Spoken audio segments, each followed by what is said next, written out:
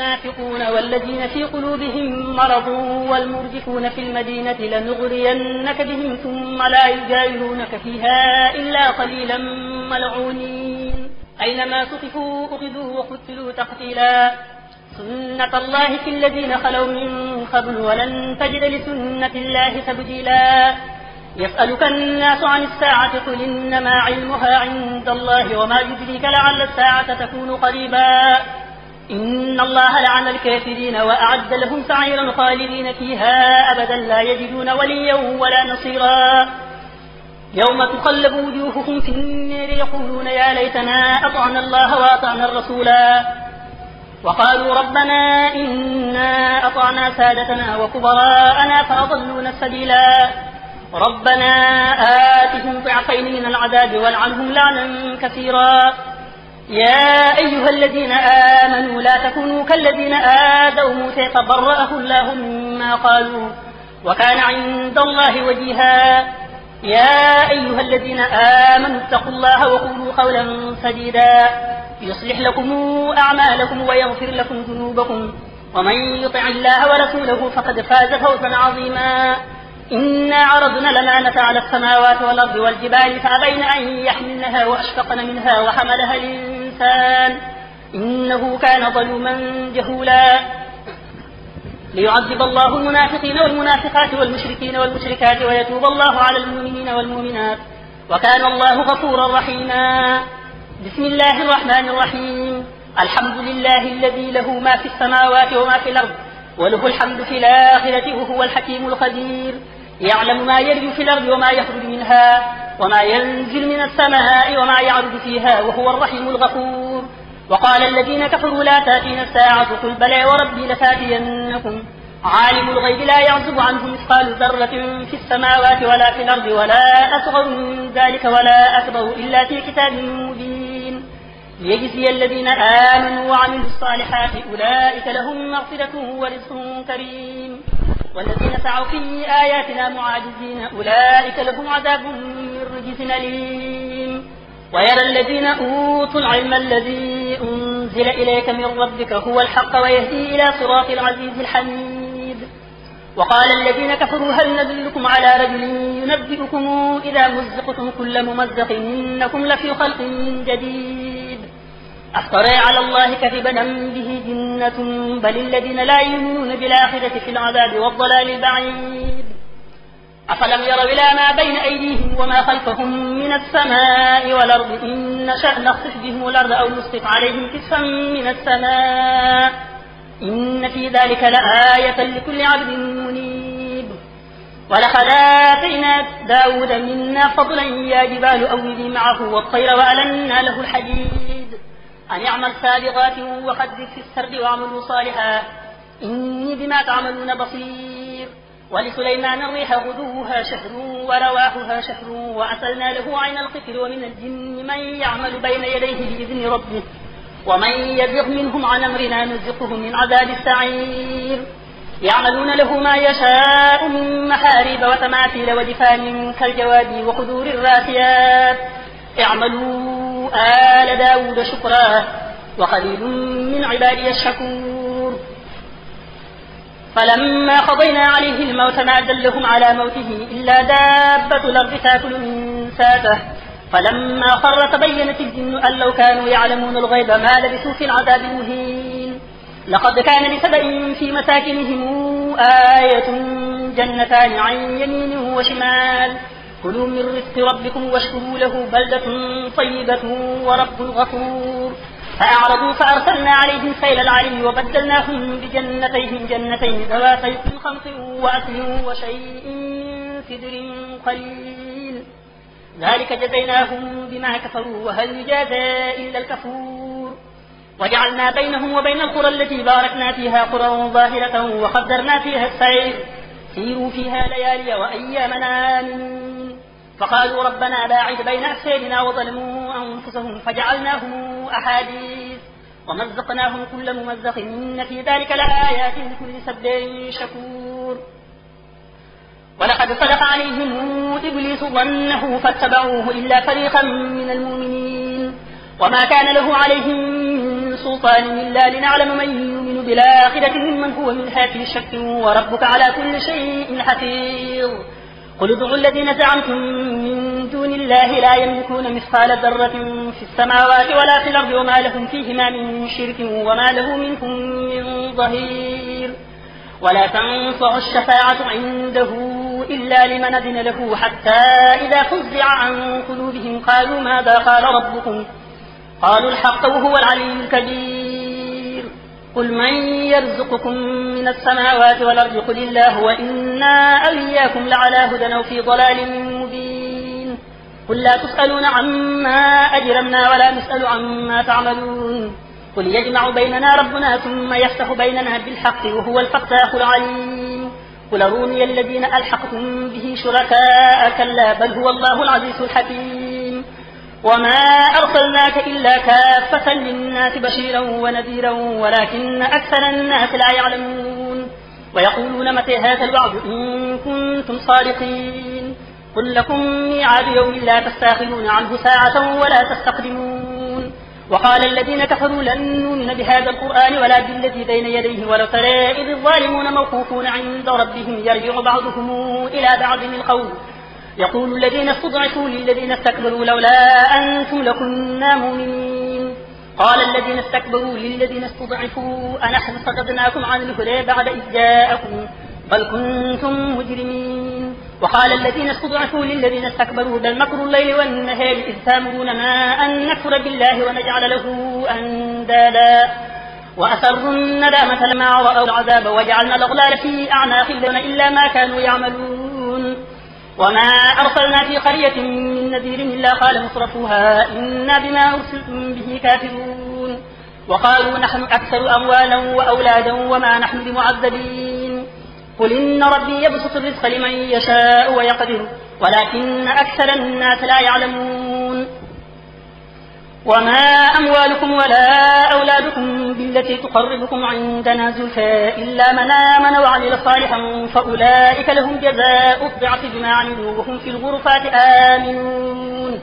والذين يسعون في آياتنا معاجزين أولئك في العذاب محضرون قل إن ربي يبسط الرزق لمن يشاء من عباده ويقدر له وما أنفقتم من شيء فهو يخلفه وهو خير الرازقين ويوم نحشرهم جميعا ثم نقول للملائكة أهؤلاء إياكم كانوا يعبدون قالوا سبحانك أنت ولينا من دونهم بل كانوا يعبدون الجن أكثرهم بهم مؤمنون فاليوم لا يملك بعضكم لبعض نفعا ولا ضرا ونقول للذين ظلموا ذوقوا عذاب النار التي كنتم بها تكذبون وإذا تتلى عليهم آياتنا بينات قالوا ما هذا إلا رجل يريد أن يصدكم عما كان يعبد آباؤكم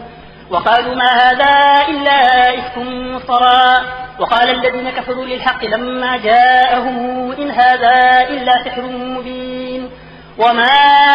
آتيناهم من كتب يدرسونها وما أرسلنا إليهم قبلك من نذير وكذب الذين من قبلهم وما بلغوا معشار ما آتيناهم فكذبوا رسله فكيف كان نكير قل إنما أعظكم بواحدة أن تقوموا لله مثنى وفرادى ثم تتفكروا ما بصاحبكم من جنة إن هو إلا نذير لكم بين يدي عذاب شديد قل ما فعلتكم من أجر فهو لكم إن أجري إلا على الله وهو على كل شيء شهيد قل إن ربي يقذف بالحق علام الغيوب قل جاء الحق وما يبدئ الباطل وما يعيد قل إن ضللت فإنما أضل على نفسي وإن اهتديت فبما يوحي إلي ربي إنه سميع قريب ولو ترى إذ فزعوا فلا فوت وأخذوا من مكان قريب وقالوا آمنا به وأن لهم التناوش من مكان بعيد وقد كفروا به من قبل ويقتلون بالغيب من مكان بعيد وحيل بينهم وبين ما يشتهون كما فعل بأشياعهم من قبل إنهم كانوا في شك مريب بسم الله الرحمن الرحيم الحمد لله فاطر السماوات والأرض جاعل الملائكة رسلا لأجنحة مثنى وثلاث ورباع يزيد في الخلق ما يشاء إن الله على كل شيء قدير ما يفتح الله للناس من رحمة فلا ممسك لها وما يمسك فلا مرسل له من بعده وهو العزيز الحكيم. يا أيها الناس اذكروا نعمة الله عليكم هل من خالق غير الله يرزقكم من السماء والأرض لا إله إلا هو فأنى توفكون. وإن يكذبوك فقد كذبت رسل من قبلك وإلى الله ترجع الأمور. يا أيها الناس إن وعد الله حق فلا تغرنكم الحياة الدنيا ولا يغرنكم بالله الغرور. إن الشيطان لكم عدو فاتخذوه عدوا إنما يدعو حزبه ليكونوا من أصحاب السعير. الذين كفروا لهم عذاب شديد والذين آمنوا وعملوا الصالحات لهم مغفرة وأجر كبير. أفمن زين له سوء عمله فرآه حسنا فإن الله يضل من يشاء ويهدي من يشاء فلا تذهب نفسك عليهم حسرات إن الله عليم بما يصنعون. والله الذي أرسل الرياح فتثير سحابا فسقناه إلى بلد ميت فأحيينا به الأرض بعد موتها كذلك النشور. من كان يريد العزة فلله العزة جميعا إليه يصعد الكلم الطيب والعمل الصالح يرفعه والذين يمكرون السيئات لهم عذاب شديد ومكر أولئك هو يبور. والله خلقكم من تراب ثم من نطفة ثم جعلكم أزواجا وما تحمل من أنثى ولا تضع إلا بعلمه وما يعمر من معمر ولا ينقص من عمر كتاب إن ذلك على الله يسير. وما يستوي البحران هذا عذب فرات سائغ شرابه وهذا ملح نجاج ومن كل تأكلون لحما طريا وتستخرجون حلية تلبسونها وترى الفلك فيه مواخر لتبتغوا من فضله ولعلكم تشكرون. يولج الليل في النهار ويولج النهار في الليل وسخر الشمس والقمر كل يجري لأجل مسمى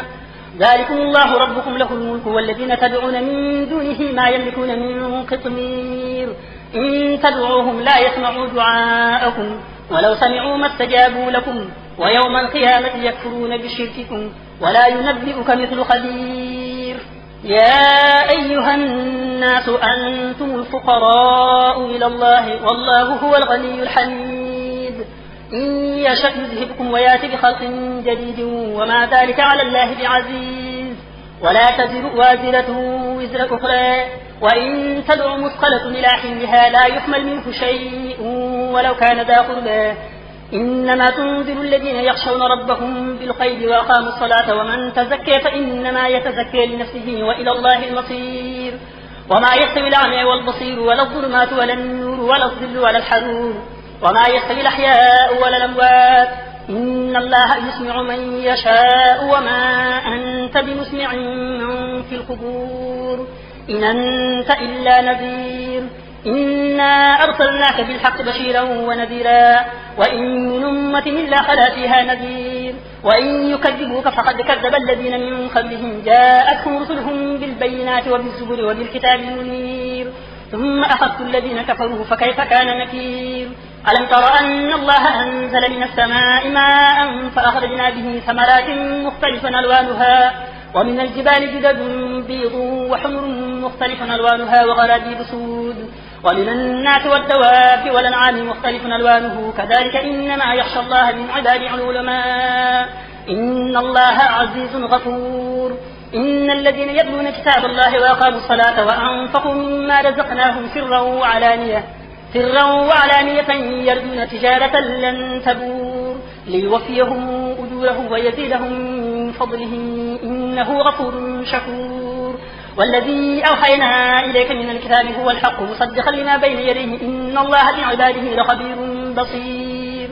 ثم أورثنا الكتاب الذين اصطفينا من عبادنا فمنهم ظالم لنفسه ومنهم مقتصد ومنهم سابق بالخيرات بإذن الله ذلك هو الفضل الكبير. جنات عدن يدخلونها يحلون فيها من أساور من ذهب ولؤلؤا ولباسهم فيها حرير وقالوا الحمد لله الذي أذهب عنا الحزن إن ربنا لغفور شكور. الذي أحلنا دار المقامة من فضله لا يمسنا فيها نصب ولا يمسنا فيها لغوب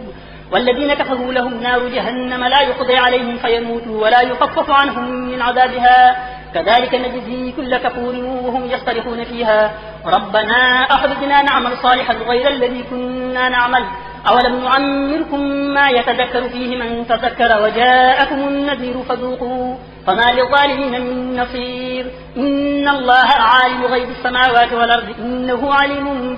بذات الصدور هو الذي جعلكم خلائف في الأرض فمن كفر فعليه كفره ولا يزيد الكافرين كفرهم عند ربهم إلا مقتا ولا يزيد الكافرين كفرهم إلا خسارا قل أرأيتم شركاءكم الذين تدعون من دون الله أروني ماذا خلقوا من الأرض أم لهم شرك في السماوات أما آتيناهم كتابا فهم على بينات منه بل يعد الظالمون بعضهم بعضا إلا غرورا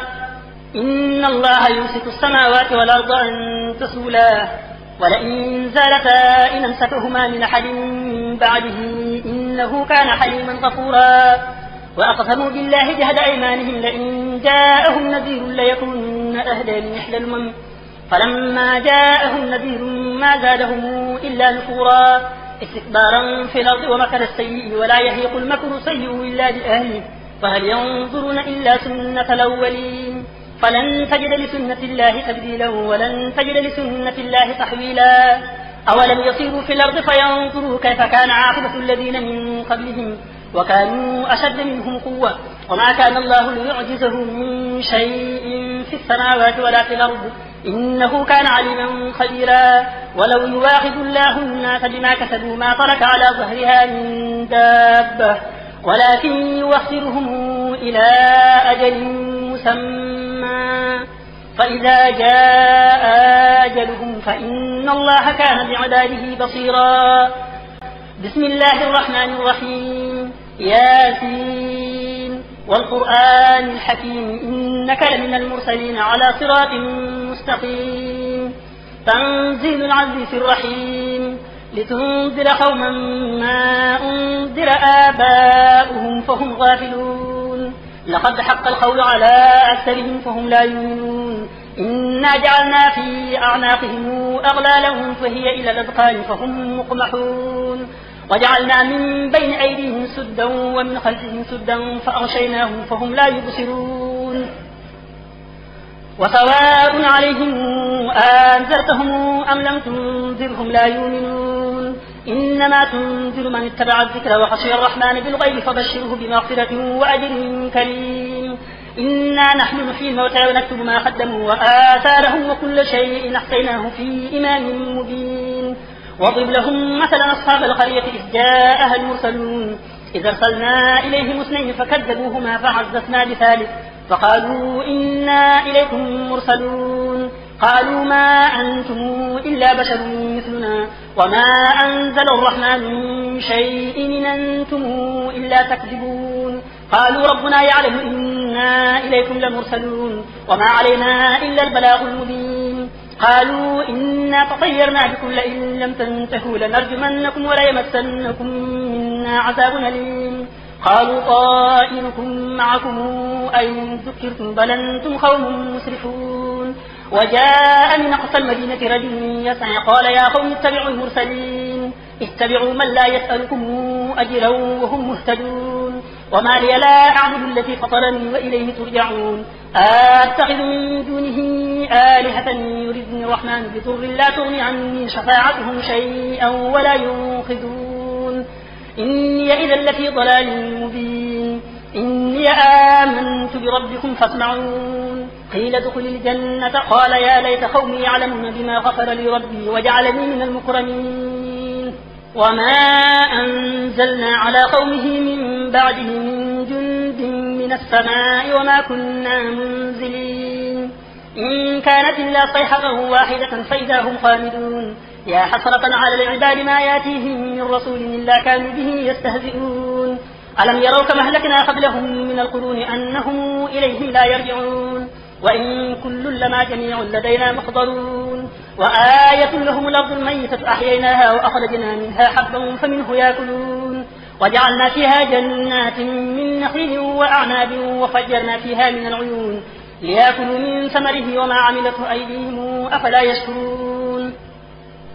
سبحان الذي خلق الأزواج كلها مما تنبت الأرض ومن أنفسهم ومما لا يعلمون وآية لهم الليل نسلخ منه النهار فإذا هم مظلمون والشمس تجري لمستقر لها ذلك تقدير العزيز العليم والقمر قدرناه منازل حتى عاد كالعرجون القديم لا الشمس ينبغي لها أن تدرك القمر ولا الليل سابق النهار وكل في فلك يسبحون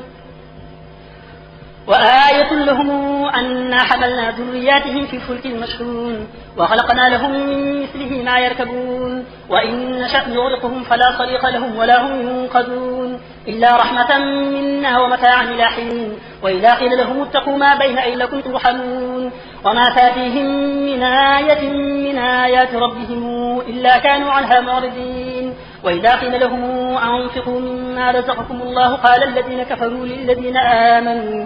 قال الذين كفروا للذين آمنوا أنطعم من لو يشاء الله أطعمه إن أنتم إلا في ضلال مبين ويقولون متى هذا الوعد إن كنتم صادقين ما ينظرون إلا صيحة واحدة تأخذهم وهم يخصمون فلا يستطيعون توصية ولا إلى أهلهم يرجعون ونفخت السور فإذا هم من الأجداث إلى ربهم ينسلون قالوا يا ويلنا من بعثنا من مرقدنا هذا ما وعد الرحمن وصدق المرسلون إن كانت إلا صيحة واحدة فإذا هم جميع لدينا محضرون فاليوم لا تظلم نفس شيئا ولا تجزون إلا ما كنتم تعملون إن أصحاب الجنة اليوم في شغل فاكهون هم وأزواجهم في ظلال على الأرائك متكئون لهم فيها فاكهة ولهم ما يدعون سلام قولا من رب رحيم وامتازوا اليوم أيها المجرمون ألم أعهد إليكم يا بني آدم ألا تعبدوا الشيطان إنه لكم عدو مبين وأن اعبدوني هذا صراط مستقيم ولقد ضل منكم جبلا كثيرا فلم تكونوا تعقلون هذه جهنم التي كنتم توعدون اصلوها اليوم بما كنتم تكفرون اليوم نختم على أفواههم وتكلمنا أيديهم وتشهد أرجلهم بما كانوا يكسبون ولو نشاء لطمسنا على أعينهم فاستبقوا الصراط فأنى يبصرون ولو نشاء لمسخناهم على مكانتهم فما استطاعوا مضيا ولا يرجعون ومن نعمره ننكسه في الخلق أفلا تعقلون وما علمناه الشعر وما ينبغي له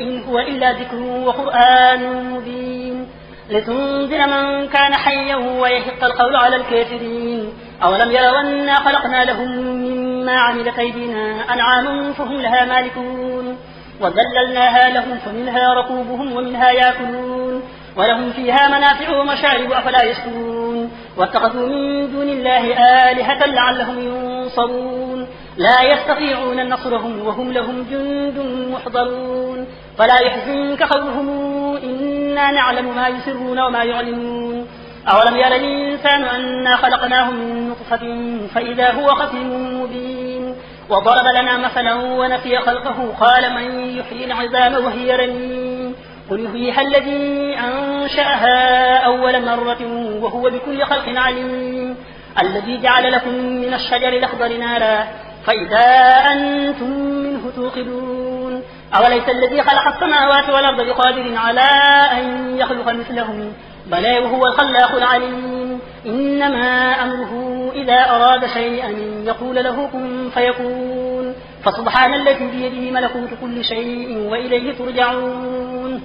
بسم الله الرحمن الرحيم والصافات صفا فالزاجرات زجرا فالتاليات ذكرا إن إلهكم لواحد ورب السماوات والأرض وما بينهما ورب المشارق إنا زينا السماء الدنيا بزينة الكواكب وحفظا من كل شيطان مارد لا يسمعون إلى الملأ الأعلى ويقذفون من كل جانب دحورا ولهم عذاب واصب إلا من خطف الخطفة فأتبعه شهاب ثاقب فاستفتهم أهم أشد خلقا من خلقنا إنا خلقناهم من طين لازب بل عجبت ويسخرون وإذا ذكروا لا يذكرون وإذا رأوا آية يستسخرون وقالوا إن هذا إلا سحر مبين أئذا متنا وكنا ترابا وعظاما إنا لمبعوثون أو آباؤنا الأولون قل نعم وأنتم داخلون فإنما هي زجرة واحدة فإذا هم ينظرون وقالوا يا ويلنا هذا يوم الدين هذا يوم الفصل الذي كنتم به تكذبون احشروا الذين ظلموا وأزواجهم وما كانوا يعبدون من دون الله فاهدوهم إلى صراط الجحيم وقفوهم إنهم مسؤولون ما لكم لا تناصرون بل هم اليوم مستسلمون وأقبل بعضهم على بعض يتساءلون قالوا إنكم كنتم تاتوننا عن اليمين قالوا بل لم تكونوا مؤمنين وما كان لنا عليكم من سلطان بل كنتم قوما طاغين فحق علينا قول ربنا إنا لذائقون فأغويناكم إنا كنا غالين فإنهم يومئذ في العذاب مشتركون إنا كذلك نفعل بالمجرمين إنهم كانوا إذا قيل لهم لا إله إلا الله يستكبرون ويقولون أئنا لتاركو آلهتنا لشاعر مجنون بل جاء بالحق وصدق المرسلين إنكم لذائق العذاب الأليم وما تجزون إلا ما كنتم تعملون إلا عباد الله المخلصين أولئك لهم رزق معلوم فواكه وهم مكرمون في جنات النعيم على سرر متقابلين يطاف عليهم بكأس من معين بيضاء لذة للشاربين لا فيها غول ولا هم عنها ينزفون وعندهم قاصرات الطرف عين كأنهن بيض مكنون فأقبل بعضهم على بعض يتساءلون قال قائل منهم إني كان لي قرين يقول أئنك لمن المصدقين أئذا متنا وكنا ترابا وعظاما إنا لمدينون قال هل أنتم مطلعون فاطلع فرآه في سواء الجحيم قال تالله إن كدت لترديني ولولا نعمة ربي لكنت من المحضرين أفما نحن بميتين إلا موتتنا الأولى وما نحن بمعذبين إن هذا لهو الفوز العظيم لمثل هذا فليعمل العاملون أذلك خير نزلا أم شجرة الزقوم إنا جعلناها فتنة للظالمين إنها شجرة تخرج في أصل الجحيم طلعها كأنه رؤوس الشياطين فإنهم لآكلون منها فمالئون منها البطون ثم إن لهم عليها لشوبا من حميم ثم إن مرجعهم لإلى الجحيم إنهم ألفوا آباءهم ضالين وهم على آثارهم يهرعون ولقد ضل قبلهم أكثر الأولين ولقد أرسلنا فيهم منذرين فانظر كيف كان عاقبة المنذرين إلا عباد الله المخلصين ولقد نادينا نوح فلنعم المجيبون ونجيناه وأهله من الكرب العظيم وجعلنا ذريته هم الباقين وتركنا عليه في الآخرين سلام على نوح في العالمين إنا كذلك نجزي المحسنين إنه من عبادنا المؤمنين ثم أغرقنا الآخرين وإن من شيعته لإبراهيم إذ جاء ربه بقلب سليم إذ قال لأبيه وقومه ماذا تعبدون أئفكا آلهة دون الله تريدون فما ظنكم برب العالمين فنظر نظرة في النجوم فقال إني سقيم فتولوا عنه مدبرين فراغ إلى آلهتهم فقال ألا تأكلون ما لكم لا تنطقون فراغ عليهم ضربا باليمين فأقبلوا إليه يزفون قال أتعبدون ما تنحتون والله خلقكم وما تعملون قالوا ابنوا له بنيانا فألقوه في الجحيم فأرادوا به كيدا فجعلناهم الأسفلين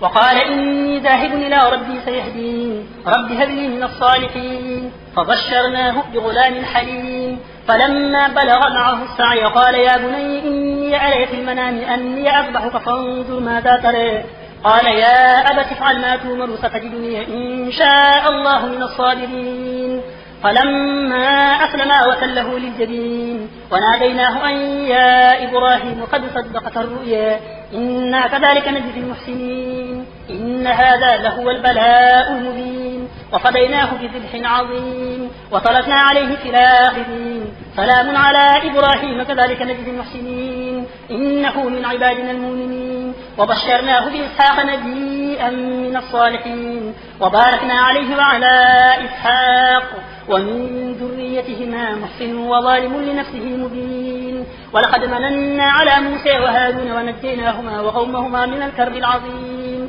ونصرناهم فكانوا هم الغالبين وآتيناهما الكتاب المستبين وهديناهما الصراط المستقيم وتركنا عليهما في الآخرين سلام على موسى وهارون إنا كذلك نجزي المحسنين إنهما من عبادنا المؤمنين وإن إلياس لمن المرسلين إذ قال لقومه